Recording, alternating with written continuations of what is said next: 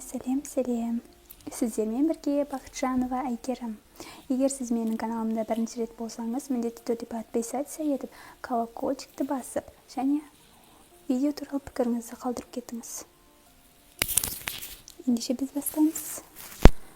Бүгін менің бірінші видеом болғандықтан, алғашқы видеолардың бірі болғандықтан, мен өзім туралы айтуды жөн көрдім. Мен бұл видеоға сценарий жазған жоқпын, дайындалған жоқпын. Сол себепті кішкене қобалжулар болуы мүмкін. Әрине, алғашқы видеоларда қобалжу міндетті түрде болады. Түсіністікпен қарайсыздар деген үміттемін. Ендеше бастайын. Менің атым айтып кеткендей Әйгерім Бақытжанова, Бақытжан қызы. Я, менің фамилиям да әкемнің атынан жазылған. Өзіме бірақ қатты ұнайды.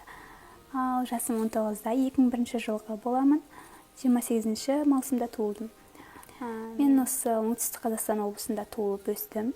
Барлығыңыз білетін шығарсыздар деп ойлаймын. Осы жылы Түркістан облысында болған қайғылы жағдай туралы, то есть Өзбекстандағы Сардыба су қоймасының жарылуына байланысты менің ауылымды толықтай су шайып кетті.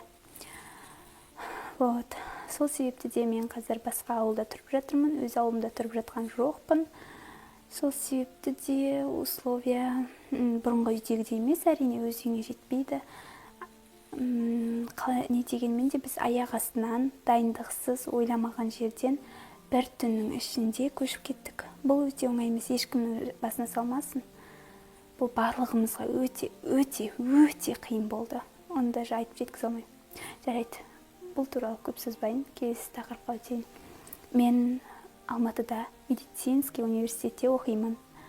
3-ші курсқа өттім. Қазірше общая медицина факультетінде оқып жатырмын, бірақ 5-ші курстан кейін біз бөлінеміз.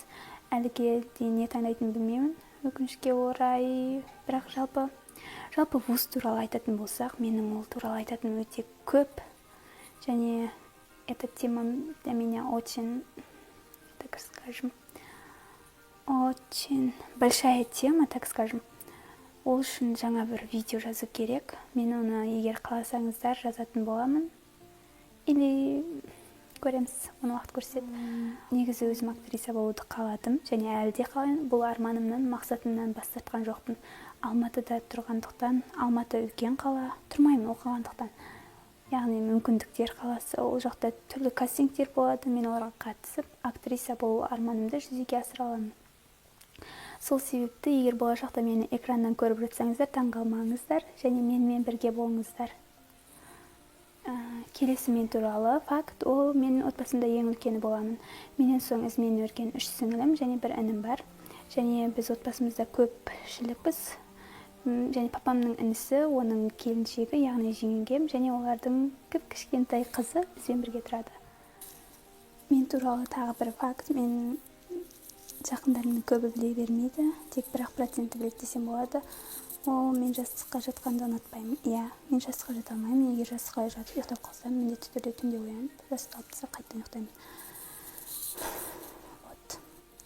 Және мен өзім туралы айта кететін болсам, мен кітап оқығанды ұнатамын, таңертең медитация жасағанды ұнатамын, уақытымды пайдалы өткізгенді ұнатамын. Мен өзіме мотивация беретін адамдарды көргенді ұнатамын. Және барынша өз-өзімнің қалай айтсам болады, ең жақсы версиясы болуға тырысудамын. Ол менің өмірлік мақсатым. Енді сіздер менің мақсатымды білетін боласыздар. Бұл туралы ешкімге айтпаған болатынмын. Так, бұл видеом көп созбайын, так как күн де батып бара жатыр, жарықты азайып бара жатыр. Оның үстіне біз үйде көпшілік болғандықтан менде түсіре беруге ондай мүмкіндік жоқ. Сол себепті осы айтқаным жетеді деп ойлаймын. Сол себепті келесі видеода кездескенше сау болыңыздар. Және менің инстаграмыма жазылуды ұмытпаңыздар. Ол жерде біз көбірек кездесе аламыз. Мен сіздермен көбірек общаться ете аламын. Маған сіздердің әрбір поддержкаларыңыз маңызды. Целую всех.